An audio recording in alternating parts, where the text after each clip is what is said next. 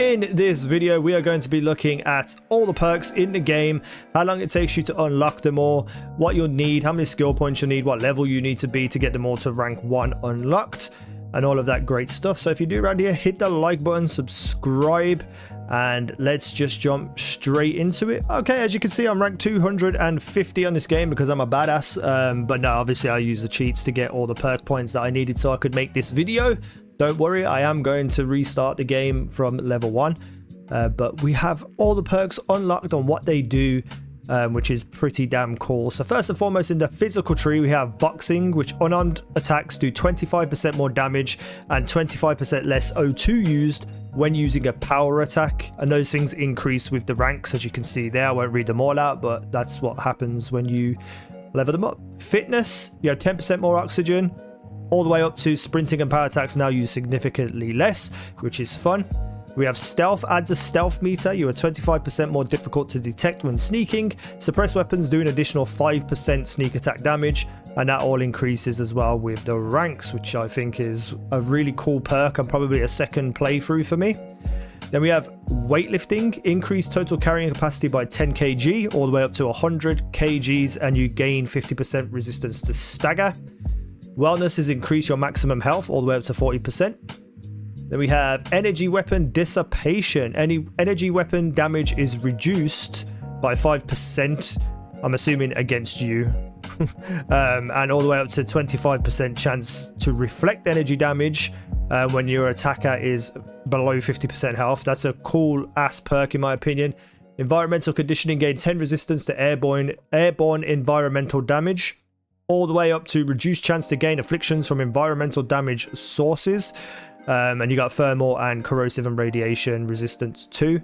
So if you want to be a big boy that's protected by everything, this is the perk. And we have gymnastics, unlock the ability to combat slide and take 15% less fall damage, move faster in 0G and take less fall damage, become more stable while firing in 0G so you won't move around too much, replenish some O2 after mantling, and then you get increased jump height, run faster after sliding or mantling. So this is your perk if you want to run and gun basically and just get stuck in. I like that as well. Nutrition, food and drink are 10% more effective all the way up to 50% more effective, which is going to be a very useful perk. Pain tolerance, physical damage reduced all the way up to 5% chance to ignore physical damage when your health is low, which you know is going to help when you're trying to survive if you've got it, especially if you've got it on the hardest difficulty. Cellular regeneration, slightly increased chance to recover from injuries naturally, all the way up to 20% chance of not gaining an injury at all where you otherwise would. We have decontamination, slightly increased chance to recover from infections naturally, all the way up to 20% chance of not gaining infection when you should. Martial arts, 15% increased chance to crit with a melee or unarmed attack. This could go well with your boxing perk. While unarmed or wielding a melee weapon, take 10% less damage and then reflect 50% damage when blocking a melee or unarmed attack. So if you go full melee, this is going to be a great perk. Then we have down here concealment. You no longer set off enemy mines. Ranged sneak attacks do 2.5 times the normal damage, and your melee sneak attacks do 4 times normal damage. So again, with your stealth and such things, this is going to be a big perk. Running while sneaking doesn't affect stealth. That's incredible. You gain comedian-like ability when completely still and sneaking, so people just won't be able to see you, and then you get increased all the damage and stuff. Engaging stealth causes distant enemies to lose you, and then all the extra damage and stuff too. Neuro strikes, 10% chance to stun an NPC with unarmed attacks. Unarmed attacks will now do EM damage, 20% chance to stun an NPC with an unarmed attack, and after stunning an enemy, you also knock down any enemies within close range. So again, if you want to use the boxing and martial arts skills and neuro strikes, you're going to be pretty unstoppable. And last but not least, in physical, we have rejuvenation. Slowly regenerate health outside of combat, more quickly, much faster. You now slowly regenerate health while in combat, and then regenerate health even faster outside of combat, and you regenerate health quickly while in combat. So, you know, again, pretty good for your melee build if you want to get stuck in and be able to heal and just beat people up. Next up, we have the social tree. We have commerce, buy for 5% less and sell for 10% more, all the way down to buy for 20% less and sell for 25% more. We have gastronomy. You can craft specialty foods and drinks and research additional recipes at the research lab. All the way up to crafting food and drinks occasionally doesn't use up resources, and you can research and craft exotic recipes. So this will be a great perk if you really want to get like some unique things to be able to cook and make. Persuasion, 10% increased chance of success when persuading someone, all the way up to 50%, which is, you know, very useful. Scavenging, there's a chance you'll find extra credits when searching containers. There's a chance you'll find extra ammo. There's a chance you'll find extra first aid, and tracked resources will get highlighted when using the hand scanner. So if you want something very specific, you can very easily find it. Cool perk, not for me, but I guess it's got its place. Theft allows you to pickpocket targets, 10% greater chance, 30% greater chance, and 50% greater chance. And you can now pickpocket holstered weapons, so you can steal people's weapons off their person, which, you know, again, with your stealth build is going to be a lot of fun. Then we have deception. Ships 10% stronger will automatically surrender to piracy demands. So when you're in the sky and you might try and raid someone and stuff, you'll be able to have this perk and be able to do things a little bit easier. All the way up to 50% stronger ships will automatically surrender, and enemy contraband scans are 50% less effective, so you won't be seen as often with this perk by pirates. So that's pretty damn cool. Diplomacy, you can force a target NPC at or below your level to stop fighting for a while, all the way up to you can force the target NPCs to permanently stop unless they're attacked again, and then you got 10 and 20 levels higher. Intimidation, you can force a target NPC at or below your level to flee for a limited time, 10, 20 levels higher, and you know, you can get them to flee for a substantial amount of time. Not really my kind of perk. I want to get in there, get stuck in. Then we have isolation. Do 10% weapon damage plus and gain 15 damage resistance for each space suit and helmet equipped when you don't have a companion or crew. This is a lot of words, but basically when you're on your own, you're going to get some buffs all the way up to 40% plus weapon damage and 60 damage resistance for each space suit and helmet equipped when you don't have companions or crew. So if you're running around on your own and you've got those traits that help you get more oxygen and more health and stuff when you're on your own, this is going to be a great perk to roll into. Then we have negotiation. Bribery is available in speech challenges. Costs 25% less, costs 50% less, won't cost any money at all. Instigation, you can force a target NPC at or below your level to attack their allies for a limited amount of time. Then you got the 20 and 10 levels higher. Enemies affected by instigation will attack their allies until they are dead, so you can just have someone just do all the work for you, basically. Leadership, companions gain affinity 25% faster. Companions have 50 more health and 50 kg more carrying capacity. They will occasionally heal you when you're low health, and doubles the bonuses of combat and physical crew skills on companions. Companions have a chance to pick themselves up from a down state. So if you're going to be running around with your buddies, this is going to be a great perk to choose. Then we have outpost management. Additional cargo links can be placed at outposts. Additional robots can be constructed at outposts. Additional crew can be assigned at outposts, and outpost extractors produce twice as fast. So when you're building a farm or resources and you've got an outpost, you can just do more things when you have this perk, make it more efficient and cool. Manipulation, you can force a target NPC at or below your level to obey commands for a limited time, 10 and 20 levels higher, and then manipulated targets now obey commands for a substantial amount of time. Again, these types of perks just exist in the social tree. You're going to find what you like best. And then we got ship command. You can have up to 4 active crew members, 5, 6, or 8 active crew members. I think this is going to be an important perk for a lot of people, so I'm looking forward to seeing what an 8-man ship is going to look like. Xenosociology, that's a very hard word to say for me. You can force a target alien creature up to 10 levels higher than you to stop fighting. You can cause them to flee. You can force a target alien creature up to 10 levels higher than you to attack their allies, and then you can force a target creature up to 10 levels higher to obey commands for a limited time. So all of those other perks we just saw before kind of rolled into one for your aliens to be able to control them and, you know, just do cool little things with them. And that's the social tree. Let's move on to combat. I think something that we all want to look at. We have ballistic weapons do 10% more damage, 20%, 30%, and then the range is increased by 30% as well. I love that little octopus with all the guns as well. That's hilarious to me. Then we have dueling. We've read a little bit about this. You know, melee weapons do 25% more damage and take 10% less damage while wielding a melee weapon. Melee kills make you run faster. Melee weapons do 50% more damage and take 15% less. And melee kills will heal you for 10% of your health. So if you want to be like a little ninja guy running in with melee weapons, getting close up, this is going to be a cool ass perk. Lasers. Laser weapons do 10%, 20%, 30% more damage, and then laser weapons have a 5% chance to set a target on fire, which I think will be a lot of fun to watch and look at, because that would be hilarious. Then we have pistol certification. They do 10% more damage, 25% more damage, 50% more damage, and then pistol kills grant 25% critical hit chance for 5 seconds. So if you're a little run and gunner with a pistol, pick this perk. Same with shotguns. I'm assuming it's going to be exactly the same, except for rank 4 will be shotgun kills grant a small chance to stun additional targets. So, you know, if you're a run and gunner and you want to get in close and personal and blast people with shotguns, you're going to be able to do a bit of crowd control too. Demolitions allows for an arc to show when you're throwing your grenade, and explosions have a 25% larger radius, 25% more damage. You reduce your damage taken from explosive by 25%, and then all the previous bonuses are doubled. So if you're getting in there blowing things up, gonna be goddamn cool for that. Heavy weapon certification, again the same increase in damage, but then you get 25% physical resistance while aiming down sights with a heavy weapon. We have incapacitation. EM weapons do 5% more damage, 10%, 15%, and EM weapons have a 15% chance to do 300% EM damage. So yeah, that's a lot. 300%, Jesus. Particle beams, 10%, 20%, 30%, and a 5% crit chance at rank 4. Rifle certification, 10, 20, 30, and reload them 30% faster while you're standing still.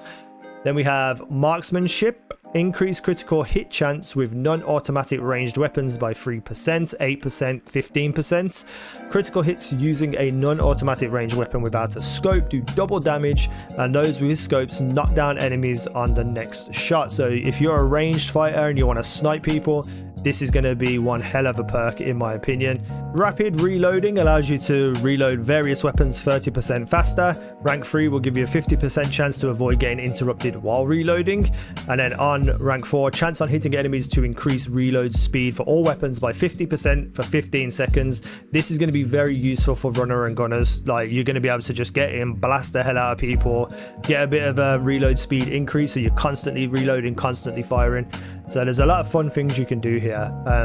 Then we got sniper certification. Scope weapons are steadier and have less sway. You can hold your breath longer with scope weapons. Headshots while aiming with a scope weapon have a plus 25% critical hit chance, and scoped weapons do 50% more damage while using the scope. So these are your aim down sniper weapons that you're going to absolutely demolish with.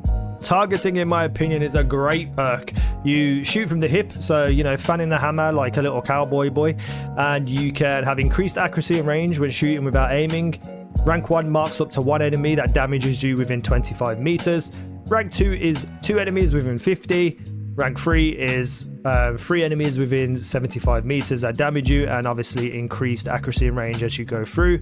And at rank 4, you'll have a 10% chance to disarm those targets that you're shooting at, and you'll mark up to 4 enemies within 100 meters that are damaging you. Epic. I'm loving that perk. And then we have armor penetration. Attacks ignore 15% of target's armor, 30, 50%. And then enemy armor is decreased by 25% for 6 seconds after a critical hit. So, you know, this is going to be a very cool perk for those big bosses, those big boys that are very hard to kill.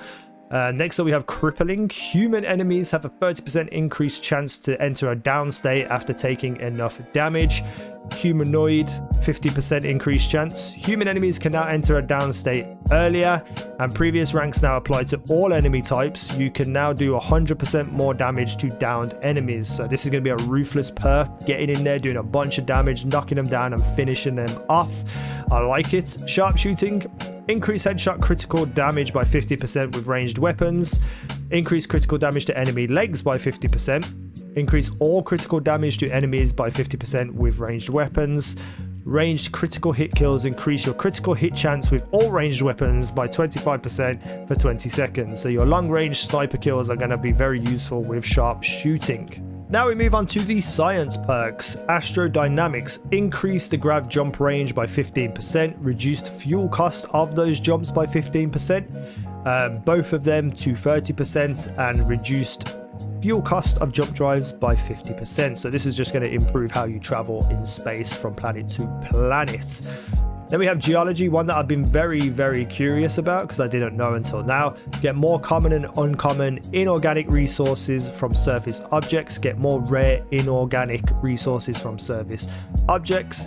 Get more exotic inorganic resources from surface objects. Occasionally harvest additional rarer resources from surface objects. So while you're doing your mining and such things, this perk is going to allow you to get more unique things that you can take and probably sell or use in various ways. Medicine, med packs, trauma packs, and emergency kits restore 10% additional health 10% faster. Rank 2 is 20%, 30%, and then rank 4 is med packs, trauma packs, and emergency kits restore 50%, but they also have a chance to cure an affliction, so pretty cool if you want to kind of stay alive. Research methods, resources required to craft items and complete research projects is reduced by 10%, 20%, 40%, and then sudden developments during research are twice as common. Resources required to craft items and complete research projects is reduced by 60%. I don't know what researching and stuff is right now, but it seems like it's an important part of the game, and this perk's obviously going to help that a lot. Surveying adds optimal zoom to the hand scanner, and scan distance is increased to 20 all the way up to 50 meters. So again, if you like exploring and stuff, this is going to be a fun perk. Then we have botany. Get more common and uncommon organic resources from plants. Learn additional info about them from the scanner and allow some plants to be cultivated at your outposts. Rare and organic resources from plants you can get, and you can learn about them quicker from scanning. Exotic, and harvest additional rarer resources from plants. So again, your exploration, your plants and stuff that you want to do for science-based things where you can use those ingredients, you're going to harvest a lot more exotic things more often. Scanning, you can detect uncommon inorganic resources on planet and moon surfaces and more information about ships in space. Again, I think these just like the same kind of direction as before. You get them more often and you get more exotic ones. So yeah, just a lot of fun things for you to do. Spacesuit design, you can craft improved spacesuits, helmets, and pack mods, and research additional mods at the research lab. You can research and craft superior spacesuits, cutting edge spacesuits, and then construction of spacesuit, helmet, and pack mods occasionally doesn't cost resources. So this is going to be a perk for everyone, I think, because everyone's going to want to have cool ass spacesuits and increase your mods that you can get from the research lab. So this is definitely one I will choose on my main character. Weapon engineering is pretty much the same, I believe, but with weapons you can research and craft master level weapon mods. So this is how you get mods for your weapons. We have zoology. Get more common organic resources from creatures and harvest them without harming them. Learn additional info about them from the scanner and allows you to produce animal resources at your outposts.